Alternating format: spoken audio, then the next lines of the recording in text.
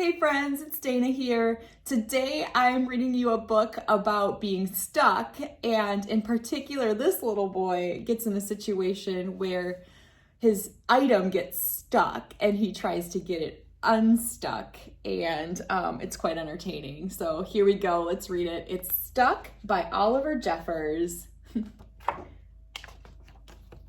It all began when Floyd's kite became stuck in a tree.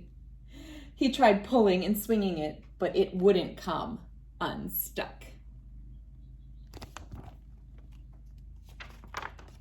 The trouble really began when he threw his favorite shoe to knock the kite loose, and that got stuck too. So he threw up his other shoe to knock down his favorite one, and unbelievably, that got stuck as well. In order to knock down his other shoe, Floyd fetched Mitch. Cats get stuck in trees all the time, but this was getting ridiculous. Floyd fetched a ladder. He was going to sort this out once and for all. And up he threw it. I'm sure you can guess what happened. The ladder was borrowed from a neighbor and would definitely need to be put back before anyone noticed. And in order to do so, Floyd flung a bucket of paint at it. And wouldn't you know it, the bucket of paint got stuck. Then Floyd tried a duck to knock down the bucket of paint, a chair to knock down the duck, his friend's bicycle to knock down the chair, the kitchen sink to knock down his friend's bicycle, Floyd's front door to knock down the kitchen sink, the family car to knock down their front door, the milkman to knock down the family car, an orangutan to knock down the milkman, who surely had somewhere else to be.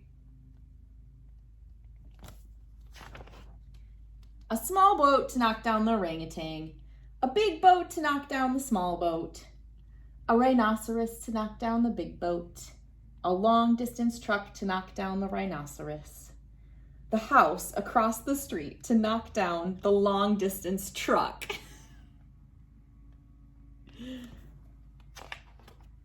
a lighthouse to knock down the house no longer across the street, a curious whale in the wrong place at the wrong time to knock down the lighthouse.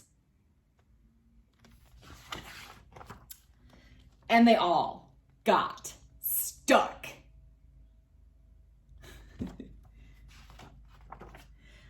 A fire engine was passing and heard all the commotion. The fireman stopped to see if they could help at all.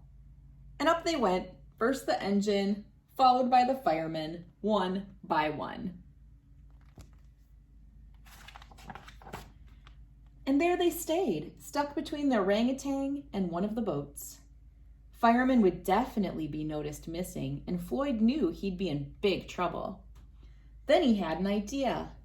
He went to find a saw. He lined it up as best as he could and hurled it up the tree. And that was it. There was no more room left in the tree, and the kite came unstuck. Floyd was delighted. He had forgotten all about his kite and put it to use immediately, enjoying the rest of his day.